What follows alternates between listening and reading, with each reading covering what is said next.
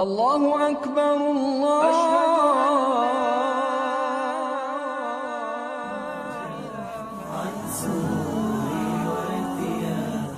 قلت نور حل ذاتي فاسألوني عن صلاتي طهرتني هذبتني من الله أكبر الله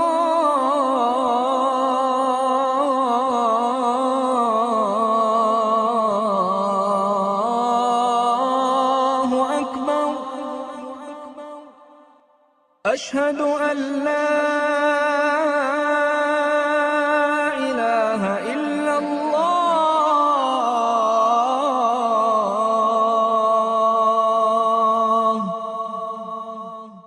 أشهد أن محمد. بسم الله الرحمن الرحيم وبه نستعين وصلى الله على نبينا محمد وعلى آله وصحبه أجمعين.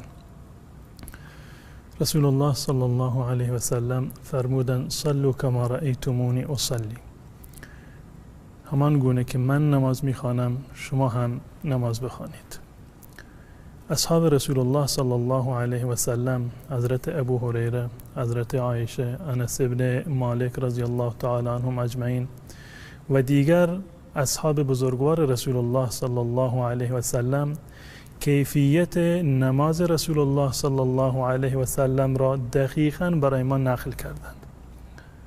بنده انشاءالله بر اساس احادیث و روایات صحیح کیفیت نماز رسول الله صلی الله علیه و سلم را خدمت شما عزیزان انشاءالله نمایش خواهم داد. مهمترین چیزی که در نماز وجود دارد آغاز نماز هست، آن نیت نماز. یعنی این که انسان قبل از این که بلند بشود برای نماز باید نیت قلبی داشته باشد. نیت یعنی تصمیم و اراده‌ای که در قلب شما وجود دارد. همین که شما بلند شدید، وضو گرفتید، سر مصلی ایستادید برای نماز خوندن، این نیت نماز شما هست. شما می‌دانید که وقت ظهر هست یا وقت عصر هست یا هر نماز دیگر، شما در آن وقت برخاستید که نماز بخوانید. همین برخاستن شما و همین مسجد رفتن شما این یعنی نیت نماز. تلفظ نیت با زبان لازم نیست و حتی بدعت هم هست و انسان نباید در این زمینه وسواس چندانی را داشته باشد. رسول الله صلی الله علیه و سلم در روایتی که حضرت ابو هریره رضی الله تعالی عنه روایت کردند در صحیح بخاری که معروف هست به حدیث مسیء الصلاة، رسول الله صلی الله علیه و سلم این گونه آموزش نماز دادند: اذا قمت الى الصلاة فکبر. وقتی که برخاستی برای نماز و خواستی نماز بخوانی تکبیر بگوی. و بنابر روایت حضرت علی رضی الله تعالی عنه تحریمها التکبیر، یعنی آغاز نماز، تحریمه نماز تکبیر هست. و حضرت عایشه رضی الله تعالی عنها نیز می‌فرمایند که رسول الله صلی الله علیه و سلم نمازشان را با تکبیر و قرائت را با الحمدلله رب العالمین آغاز می‌کردند. تکبیر تحریمه یعنی اولین تکبیری که بعد از آن اعمال دیگر بر ما حرام می‌شود. با گفتن الله اکبر خوردن، نوشیدن، راه رفتن، سخن گفتن، کارهای دیگر بر شما حرام می‌شود. همزمان با تکبیر ما باید دسته ها را بلند بکنیم. این تکبیر تحریمه هست. تکبیر یعنی الله اکبر. زمانی که ما میخوایم نماز را شروع بکنیم میگیم الله اکبر و همزمان با تکبیر گفتن دسته ها را بلند میکنیم. به این صورت که الله اکبر دسته ها تا این اندازه بالا میاد. بنابر روایت حضرت عبدالله ابن عمر رضی الله تعالی عنه در صحیح بخاری که ایشون میگوید که رسول الله صلی الله علیه و سلم زمانی که نماز را آغاز میکردند رفع یدیه حذو منکبیه، دسته ها را تا برابر شانه ها بالا میبردند. برخی از مردم در هنگام نماز و تکبیر تحریم دسته ها را بیش از اندازه بلند میکنند، مثلا به این اندازه الله اکبر، یا برخی از مردم به این گونه میگیرند الله اکبر، یا حتی مثلا پایین تر از این الله اکبر. تمام اینها اشتباه است. آن چیزی که مطابق با سنت رسول الله صلی الله علیه و سلم هست به این گونه هست که دو تا دست تا برابر دو تا شانه بلند بشود، به این گونه که الله اکبر. این تکبیر تحریمه هست و بعد از تکبیر تحریمه باید دسته ها را ببندیم. وقتی که تکبیر گفتیم الله اکبر، دسته ها بسته می شوند. به این صورت کیفیت بستن دست در نماز، شما می توانید دسته ها را به این گونه، یعنی دست چپ را پایین و دست راست بالا هست و دست راست روی دست چپ گذاشته می شود، یا به این صورت دست را بگذارید، یا صورت قبض که به این صورت قبض بکنید، یعنی دست راست چپتون را به این گونه بگیرید. این کیفیت بستن دست هست. در موارد دیگر هم آمده از احادیث رسول الله صلی الله علیه وسلم گذاشتن دسته ها روی سینه به این صورت بالا باشند و از نظر فقها موارد دیگری هم هست گذاشتن دست بر روی ناف یا زیر ناف به این صورت که صحیح ترینشان و معتدل ترینشان همین مطلبی هست که بنده عرض کردم، یعنی به صورت حالت عادی دسته ها را به این گونه در روی سینه بگذارید. این اولین قدم هست، تکبیر گفتن و بعد از آن بستن دسته ها. و آن چیزی که مهم هست بعد از بستن دسته ها قرائت هست، خواندن اذکاری که در نماز باید بخوانیم. رسول الله صلی الله علیه و سلم نمازشان را با یکی از این اذکار شروع می کردند. بنابر روایتی که حضرت ابو سعید خدری رضی الله تعالی عنه روایت کرده، رسول الله صلی الله علیه و سلم در ابتدای نماز می گفتند که سبحانك اللهم و بحمدك و تبارک اسمك و تعالی جدك و لا اله غیرک. یعنی بعد از این که شما دسته ها را بستید به این صورت این دعا را می خوانید. غیر از این دعاهای دیگری هم هست که از رسول الله صلی الله علیه و سلم نقل شده. به طور مثال دعایی هست از حضرت ابو هریره رضی الله تعالی عنه نقل شده که ایشان میگوید من به رسول الله صلی الله علیه و سلم گفتم که یا رسول الله شما بعد از تکبیر و قبل از قرائت اندکی سکوت میفرمایید، در حالت سکوت شما چه دعایی را میخوانید؟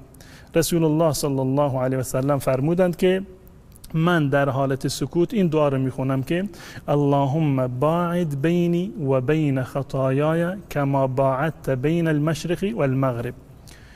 اللهم نقنی من الخطایا کما ينقى الثوب الابيض من الدنس. اللهم اغسل خطایای بالماء والثلج والبرد. این دعایی هست که از رسول الله صلی الله علیه و سلم نقل شده.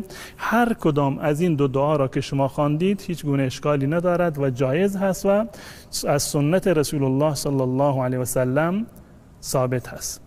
بعد از تکبیر گفتن و بستن دسته ها و خواندن این دعا زمان قرائت هست. قرائت را با اعوذ بالله من الشیطان الرجیم و بسم الله الرحمن الرحیم آغاز میکنید.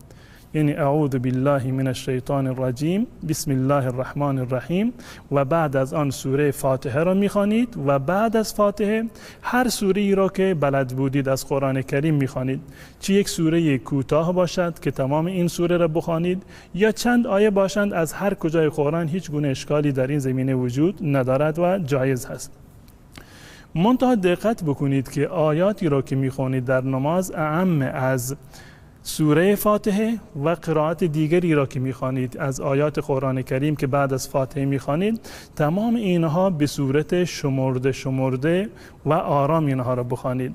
با یک نفس و شتابان قرائت قرآن را در نماز انجام ندهید، بلکه به این صورت باشد. وقتی که دسته ها را بستید اعوذ بالله من الشیطان الرجیم بسم الله الرحمن الرحیم الحمد لله رب العالمین الرحمن الرحیم مالک یوم الدین إياك نعبد وإياك نستعين اهدنا الصراط المستقيم صراط الذين أنعمت عليهم غير المغضوب عليهم ولا الضالين آمین. این کیفیت قرائت در نماز هست. اما از این که این قرائت سوره فاتحه باشد یا سوره دیگری که شما میخوانید. بعد از این سوره فاتحه شما هر سوره ای رو یا یک آیه بلند را یا چند آیه کوتاه را یا یک سوره ای را به اندازه‌ای که برای شما میسر هست این قرائت را میخوانید و بعد از آن حالت قیام شما و قرائت شما کامل شده. و بعد از آن مرحله دیگر هست، یکی دیگر از ارکان نماز هست، این حالت رکوع هست. قبل از این که به رکوع برویم یک نکته رو حتما باید به خاطر داشته باشید که در هنگام قرائت باید لبهای شما حرکت بکند. یعنی این گونه نمی شود که شما در حالت قرائت لبها را روی هم بگذارید و هیچ چیزی را نخوانید، فقط با قلب خودتان مرور بکنید. اگر با قلب بخوانید نماز شما صحیح نیست، قرائت را انجام ندادید. قرائت یعنی این که حتما با حرکت زبان و با حرکت لبها شما یک چیزی را در حالت نماز بخوانید. بعد از این که قرائت را انجام دادید می رویم به رکوع. و در نماز 4 مورد ما داریم که به عنوان رفع یدین هستند، یعنی بلند کردن دسته ها به همان کیفیتی که قبلا نمایش دادم. بلند کردن دسته ها به این گونه که کف دست به طرف قبله باشد و به برابری و موازات شانه ها دسته ها بلند بشوند. حدیث حضرت عبدالله ابن عمر رضی الله تعالی عنه است در صحیح بخاری که رسول الله صلی الله علیه وسلم وقتی که نماز را آغاز می کردند یا وقتی که به رکوع می رفتند و وقتی که از رکوع برمی خواستند دسته ها را بلند می کردند و بلند کردن دست کیفیتش این است که به این اندازه بلند بکنند دست ها را. شما در حالت نماز قرائت را خوندید، فاتحه را خوندید و بعد از آن یک سوره را هم اضافه خواندید و الان می‌خواهید که به رکوع بروید. کیفیتش این است که قبل از این که به رکوع بروید دسته ها را بلند بکنید که الله اکبر. بعد از این که تکبیر گفتید به رکوع می‌روید و در حالت رکوع کیفیت خود رکوع را باید مد نظر شما باشد و حالت و کیفیت رکوع این گونه هست، به گونه‌ای که رسول الله صلی الله علیه و سلم در حدیث حضرت ابو هریره و احادیث دیگر اومده که رسول الله صلی الله علیه و سلم فرمودند ثم ارکع حتی تطمئن راکعا. رکوع بکن به گونه‌ای که در حالت رکوع آرام بگیری. یا در روایت دیگری هست که رسول الله صلی الله علیه و سلم رو وقتی که نمازش رو نقل میکنن میگند که ثم حصر ظهره، کمر خودشان را رسول الله صلی الله علیه و سلم راست میکردن در هنگام رکوع. و در روایت ابو مسعود انصاری رضی الله تعالی عنه هست که لا تجزئ الصلاة رجل لا یقیم ظهره فی الرکوع و السجود. کسی که رکوع را به صورت کامل انجام نمیدهد نمازش درست نیست. و کیفیت رکوع رسول الله صلی الله علیه و سلم به این گونه بود که وقتی که به رکوع می رفتند دو دست خودشان را بنابر روایت حضرت ابو حمید ساعدی رضی الله تعالی عنه امکن یدیه من رکبتیه، به این گونه یعنی با دو دست خودش زانوهای خودش را کاملا می گرفتند به این صورت که الله اکبر. این حالت رکوع با دو دست زانوها را به این گونه می گرفتند، کمر کاملا راست باشد و سر نباید پایین باشد، یعنی سر به موازات کمر باید قرار بگیرد، نه زیاد پایین باشد و نه زیاد بالا باشد. هر دو این صورت ها اشتباه است. در حالت رکوع و در تمام حالات ها اذکار مشخصی ثابت شده از رسول الله صلی الله علیه و سلم که این باید سعی بکنید که این اذکار را در همان حالت مخصوص بخوانید. دعای رکوع در رکوع، دعای سجده در سجده، دعای در میان دو سجده یا بعد از رکوع در همون حالت خودش مشخص بشود. معروفترین دعا و ذکر رکوع سبحان ربی العظیم هست. حد اقلش یک مرتبه که شما گفتی سبحان ربی العظیم یعنی این که ذکر رکوع را شما انجام دادید و کامل ترین صورتش حداقل 3 مرتبه هست. یعنی 3 مرتبه که شما گفتی سبحان ربی العظیم یعنی این حداقل کمال هست که به صورت کامل شما اذکار رکوع را انجام دادید. غیر از این اذکار دیگری هم هست که رسول الله صلی الله علیه و سلم انجام میدادند و میخواندند، مانند سبوح قدوس رب الملائکه و الروح در حالت رکوع و در حالت سجده. و همچنین در حالت رکوع و در حالت سجده رسول الله صلی الله علیه و سلم میفرمودند که سبحانك اللهم ربنا و بحمدک رب اغفر لی، سبحانك اللهم ربنا و بحمدک رب اغفر لی. این حالت رکوع هست. رکوع باید به این گونه باشد. قبل از این که میخواهید که از رکوع بعد از این که از رکوع خواستید بلند بشوید باز هم رفع یدین داریم. مثلا میگویید که سمع الله لمن حمده، دسته ها بلند میشود مثل همون حالت اول و تا برابری و به موازات شانه ها بلند می شود و دسته ها رو دوباره پایین می اندازید. میگی سمیع الله لمن حمده، وقتی که از رکوع بلند بشید الان ایستادید به صورت کامل. بعد از رکوع یک چیزی که خیلی مهم هست که حتما باید راست بایستید، کمر شما باید راست باشد بنابر روایت حضرت ابو حمید ساعدی رضی الله تعالی عنه و اذا رفع رأسه، زمانی که رسول الله صلی الله علیه و سلم سرشون رو از رکوع بلند می کردن و کاملا راست می ایستادند، حتی یعود کل فقار مکانه، تا این که تمام ستون فقرات رسول الله صلی الله علیه و سلم به جای اصلیش برمیگشت، یعنی به صورت کامل و راست می ایستادند. بعد از این که راست می ایستادند رسول الله صلی الله علیه و سلم می گفتند ربنا ولک الحمد. بعد از سمیع الله لمن حمده که شما راست ایستادید، در حالت قومه یعنی بعد از رکوع و قبل سجده این ذکر را میخوانید که ربنا ولک الحمد. یا از این اذکار اضافه بر این هم هست که ربنا لک الحمد حمدا کثیرا طیبا مبارکا فیه، یا اذکار دیگری که در این زمینه از رسول الله صلی الله علیه و سلم ثابت شده. حتما سعی بکنید که ربنا ولک الحمد یا اذکار دیگری که میخوانید در حالت قیام باشد. بسیاری از مردم عادت کردند وقتی که اذکار بعد از رکوع را میخوانند، در زمانی که در حال فرو رفتن هستند و میخواند که به سجده بروند، در این حالت این اذکار را میخوانند. این اشتباه است. زمانی که شما ایستادید راست، سمیع الله لمن حمده، ربنا ولک الحمد، و بعد از آن میروید به سجده. خب من الان از رکوع برخواستم، اذکار بعد از رکوع را خواندم، میخوام که سجده بروم. بین گونه است که الله اکبر، این حالت، این همراه با تکبیر گفتن من به سجده رفتم. و حالت سجده رو هم باید ما مد نظر داشته باشیم که حضرت عبدالله ابن عباس رضی الله تعالی عنه میگوید که رسول الله صلی الله علیه وسلم فرمودند امرت ان اسجد علی 7 اعظم، به من دستور داده شده که بر 7 عضو من باید سجده بکنم. الوجه که چهره هست، اهم از پیشانی و بینی، و 2 تا دست و 2 تا زانو به اضافه انگشتان پا، اینها حتما باید در هنگام نماز و در هنگام سجده باید روی زمین قرار بگیرند. هر کدام که از اینها که از زمین کاملا برخاستند و در واقع متصل به زمین نبودند، این اشکال در نماز ایجاد می شود. اگر به صورت کامل در تمام حالت سجود پاهای شما مثلا از زمین بلند بود، نماز شما درست نیست. کیفیت سجده به این گونه هست که رسول الله صلی الله علیه وسلم در هنگام سجده دسته ها را به این گونه میگذاشتن روی زمین. در حالت سجده دسته ها باید به طرف قبله باشد، دسته ها کاملا به طرف قبله، و رسول الله صلی الله علیه وسلم به این گونه سجده میکردند. در حالت سجده کیفیت گذاشتن دسته ها دقیقاً مانند همان حالتی هست که در حالت تکبیر تحریمه بود. در حالت تکبیر من عرض کردم که رسول الله صلی الله علیه وسلم دسته ها را تا این اندازه بلند می کردن.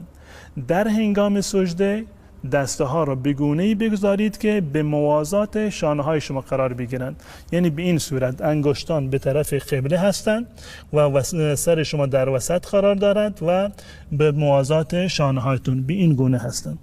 در حالت سجده معروف ترین ذکرش سبحان ربی الاعلی هست، حداقلش 1 مرتبه، و کامل شدنش و کمال اذکار همون 3 مرتبه هست که سبحان ربی الاعلی. غیر از این سبوح قدوس رب الملائکه و الروح هم وارد شده از رسول الله صلی الله علیه وسلم. سبحانك اللهم ربنا و بحمدک رب اغفر لی، اینم از رسول الله صلی الله علیه وسلم ثابت شده. در حالت سجده حتما باید دقت بکنید که این دست شما باید از زمین جدا باشد. اگر دست شما به این گونه صاف روی زمین بگذارید، این برخلاف سنت رسول الله صلی الله علیه وسلم هست. هم این قسمت دست از زمین باید بلند باشد و هم این قسمت بازوی شما از بدن شما باید فاصله داشته باشد، یعنی دقیقاً به این گونه باید دسته ها رو شما بگذارید. دسته ها به این گونه گذاشته می شوند که هم دسته ها به این گونه که این دست هم باز هست، به زمین هم نچسبیده و به بدن هم نچسبیده. یعنی این که اگر این گونه سجده کردید این اشتباه است و همچنین اگر این گونه سجده کردید این هم اشتباه است. دسته ها کاملا باید به موازات شانه بر روی زمین و سر انگشتان به طرف قبله هست و این گونه سجده می کنید که بازوها و دستها از زمین بلند هست و بازوها به بدن شما نچسبیده و اذکار را می خوانید. بعد از این که اذکار را تمام کردید تکبیر میگید که الله اکبر. الان این جلسه هست، یعنی نشستن در میان دو تا سجده. در میان دو تا سجده اذکاری هم وجود دارد، از رسول الله صلی الله علیه وسلم نقل شده که معمولا بسیاری از مردم این اذکار را فراموش میکنند و نمیخونند و فراموش کردن این اذکار باعث می شود که در نماز ما، در خشوع ما و خضوع ما و در ثواب و تأثیر نماز ما متاسفانه اشکالی به وجود بیاد و تأثیر نماز کم بشود. رسول الله صلی الله علیه وسلم در میان دو سجده همیشه این دعا را می خوندند که رب اغفر لی رب اغفر لی. حداقل این رو به هر اندازه که بخواهید می توانید تکرار بکنید. و نقطه دیگری که در نماز رسول الله صلی الله علیه وسلم جلب توجه میکرد این بود که غیر از قیام و غیر از حالت التحیات تمام بخشه های نماز رسول الله صلی الله علیه وسلم مساوی بود. یعنی رسول الله صلی الله علیه وسلم به همان اندازه‌ای که در حالت رکوع صبر می‌کردند، بعد از رکوع به همان اندازه صبر می‌کردند. به همان اندازه‌ای که در سجده وقت را می‌گذراندند، بعد از سجده در میان دو سجده به همین اندازه می‌نشستند، به اندازه‌ای که حضرت انس رضی الله تعالی عنه میگوید که وقتی که رسول الله صلی الله علیه وسلم از رکوع برمیخواست یا از سجده اولی برمیخواست، ما گمان می‌کردیم که رسول الله صلی الله علیه وسلم نماز را فراموش کردند. یعنی از بس که می نشستند و طول می کشید ما فکر می کردیم که شاید رسول الله صلی الله علیه وسلم فراموش کردند که در حالت نماز هستند. در هنگام وسط دو سجده یا در هنگام التحیات دسته ها به این صورت به صورت عادی گذاشته می شوند. لازم نیست که حتما دسته ها رو انگشتان رو جمع بکنید یا این گونه که به صورت کلی انگشتان رو باز بکنید. خب به صورت عادی این انگشتان رو بر روی دسته ها رو بر روی پاها میگذارید و انگشتانش به صورت عادی در واقع قرار میگیرند. این سجده اول هست و بعد از آن دوباره تکبیر میگید و به سجده دوم میروید به این گونه الله اکبر با همان کیفیتی که من قبلا برای شما بیان کردم. بعد از این بلند میشوید و به رکعت دوم. در مورد بلند شدن به رفتن به رکعت دوم از رسول الله صلی الله علیه وسلم کیفیت دیگری هم نقل شده که معروف هست به جلسه استراحت. به این گونه هست که رسول الله صلی الله علیه وسلم زمانی که از سجده بلند می شدند یک مقدار می نشستند و بعد از آن دوباره بلند می شدند.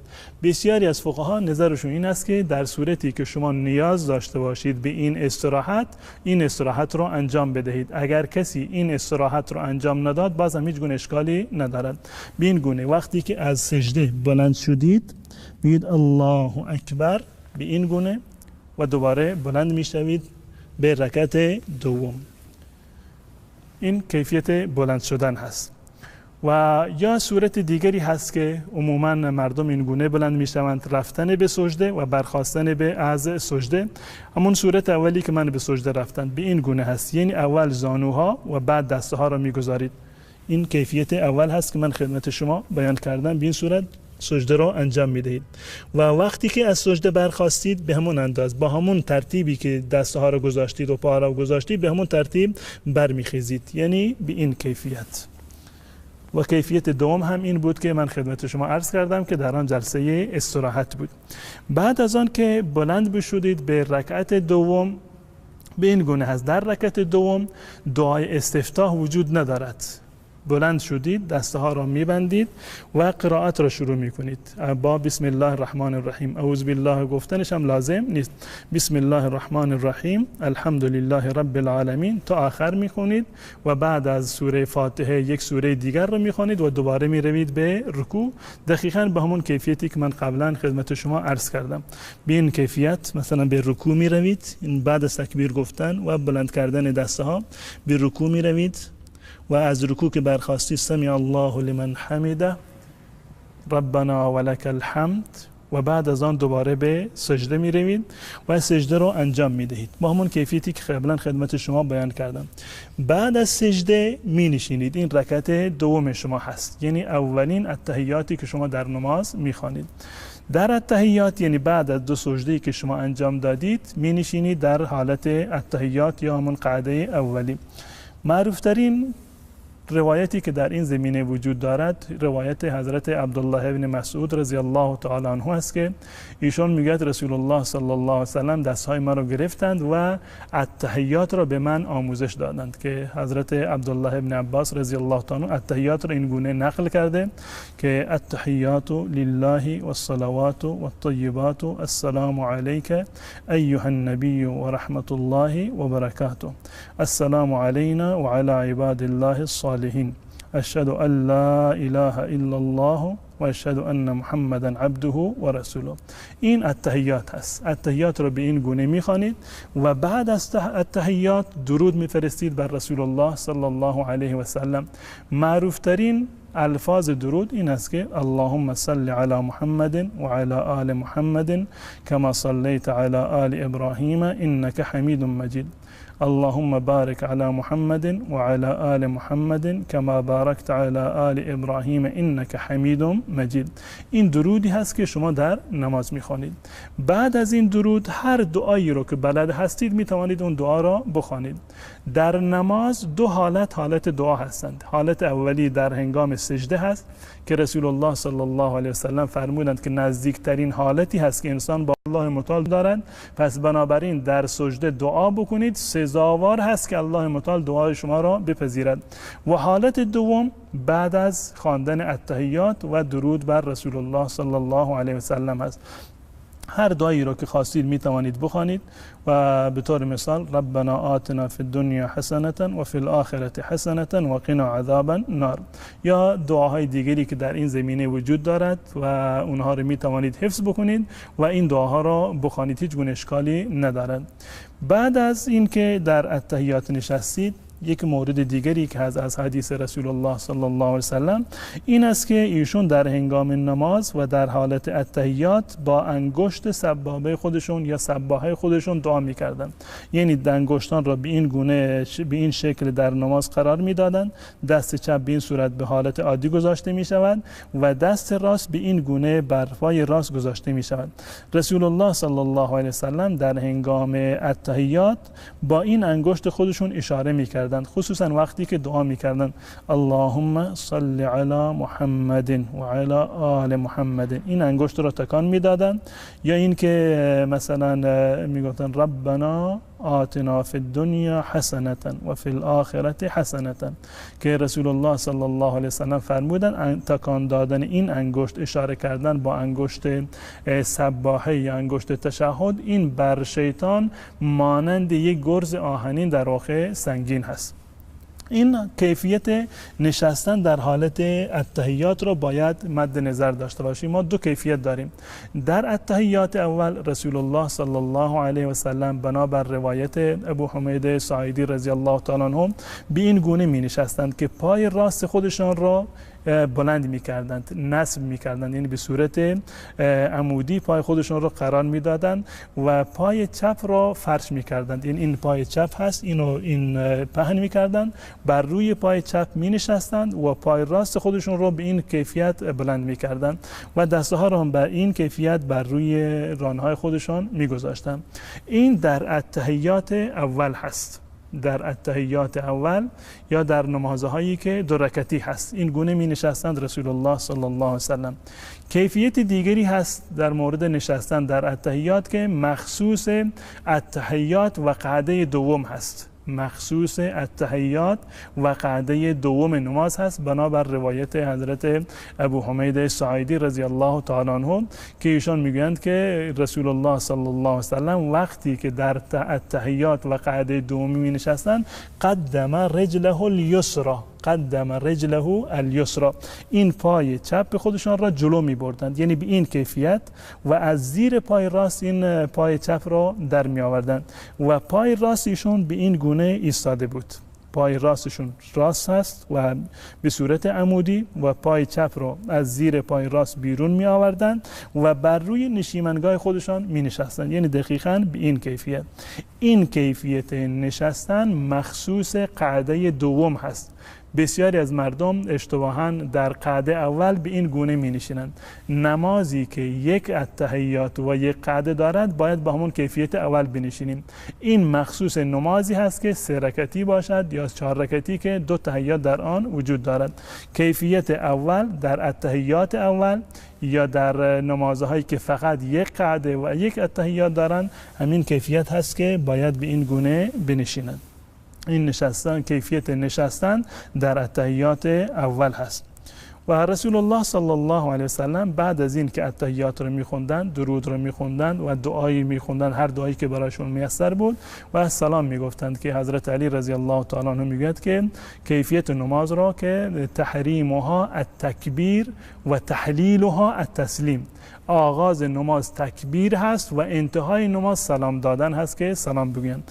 و کیفیت سلام دادن این گونه است که رسول الله صلی الله علیه و سلم سلام میدادند که السلام علیکم و رحمت الله، السلام علیکم و رحمت الله، و همزمان با سلام دادن رسول الله صلی الله علیه و سلم به سمت راست نگاه میکردند که السلام علیکم و رحمت الله، به این کیفیت که چهره رسول الله صلی الله علیه و سلم از قسمت عقب کاملا دیده میشد، رخسار رسول الله صلی الله علیه و سلم.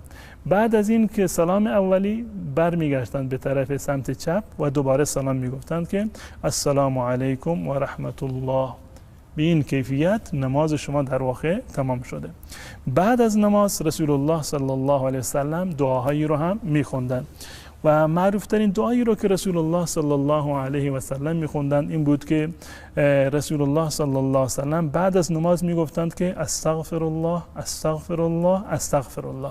این استغفر الله را رسول الله صلی الله علیه و سلم 3 مرتبه تکرار میکردند و بعد از این استغفر الله میگفتند که اللهم انت السلام و منک السلام تبارکت یا ذا الجلال والاکرام. به همین اندازه این دعا فقط همین اندازه هست که اللهم انت السلام و منک السلام تبارکت یا ذا الجلال والاکرام.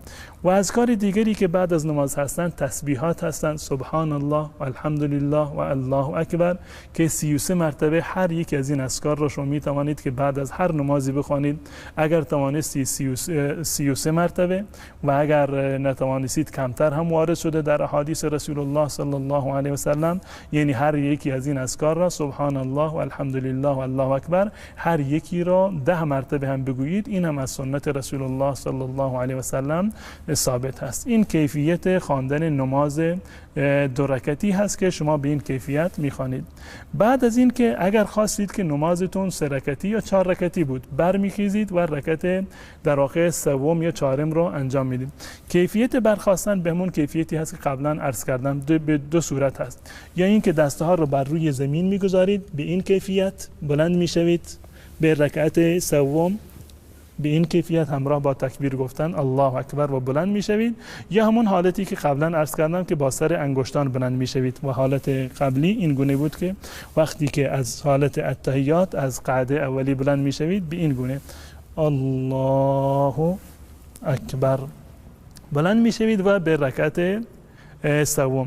بعد از این که بلند شدید در اینجا هم رفع یدین هست، بنابر حدیث حضرت عبدالله ابن عمر رضی الله تعالی عنه وقتی که از التحیات اول و قعده اولی برمیخواستند تکبیر میگفتند که الله اکبر و دسته ها را به این اندازه در واقع بلند میکردند. عرض کردم که در نماز 4 جا وجود داره که به عنوان رفع یدین هستند. صورت اولش و حالت اولش در هنگام تکبیر تحریمه هست در آغاز نماز، و 3 جای دیگرش هنگام رفتن به رکوع و هنگام برخاستن از رکوع و هنگام برخاستن از قعده و از تحیات اولی.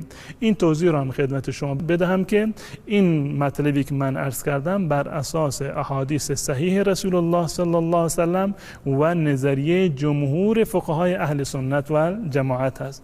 در مذهب امام ابو حنیفه رحمت الله علیه فقط در ابتدای نماز دسته ها را بلند میکنید، یعنی وقتی که تکبیر تحریم تحریمه رو گفتید میگید الله اکبر، دسته ها رو بلند میکنید و بعد از آن دسته ها رو میبندید. هنگامی که به رکوع رفتید یا از رکوع برخاستید یا از التحیات اولی برخاستید، در مذهب امام ابو حنیفه رحمت الله علیه در واقع اینها جز سنت های نماز شمرده نمیشوند.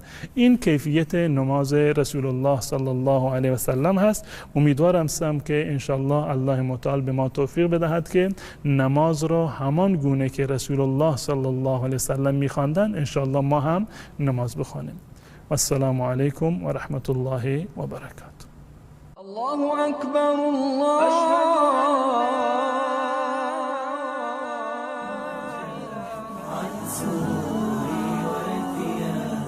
قلت نور حل ذاتي فاسألوني عن صلاة